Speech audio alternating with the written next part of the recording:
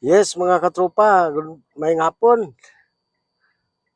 Sining hapon, ari kita rin no, sa ah, San Agustin Extension. Masugat naman kita sa aton kabataan nga suki, no? Pasensya gid kamo mga katropa no, laka lang ko ga video. Bangod nga sa kasako na to no. So base ini nga mga sinimana, base kon maka update naman kita. Sa sining hapon mga katropa, ari kita dre sa extension sa San Agustin, no? Sa silahan para magasugat sa ila. Actually, ang ila buhi alas 4 pa. Subong alas 3:30 pa lang. Galing kay pareho gapon, no? Wala naton sila masugat. Kay gahulat kita sa text sa mami nila. Nag-text siya gali pero way naton basahan no. Way nag-appear ang inang picture lang ga-appear sa imo screen kung may message. Way duha na gali ka message.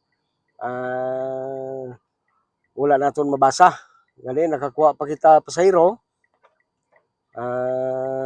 Pagkuha naton pasahero mo pampagtawag niya no. Lalang-alang kita bangod nga traffic no. Traffic sa basta mag-amon ng mga inuras, mga alas 4:30 hasta alas 5 medyo matraffic na. Gani gintawagan ta na lang ang mami nila nga kung pwede sila makataksi na lang. Sa Subong, medyo tulo temprano kita no nga ari dre kay nagtawag na si mami nila nga pasugat alas 4. Muna mga katropa no, ang sitwasyon dire sa ining San Agustin Extension, medyo grabing na to nga matawhay sa sulod para makita natin sa kuno. Kaya kita mga katropa no, sa sulod sa lakyan.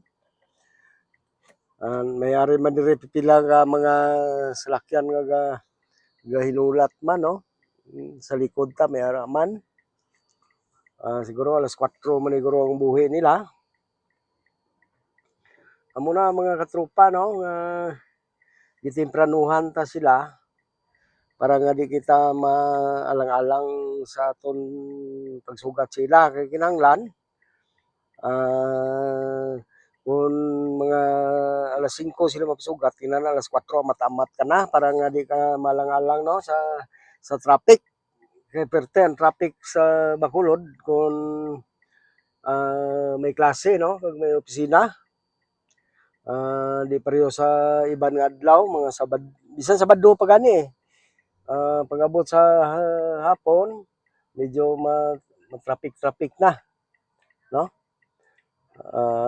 Amo na mga katropa ang aton kwan may ginabot man nga mga estudyante mapasulod na sila siguro base may klase man siguro sa hapunan no.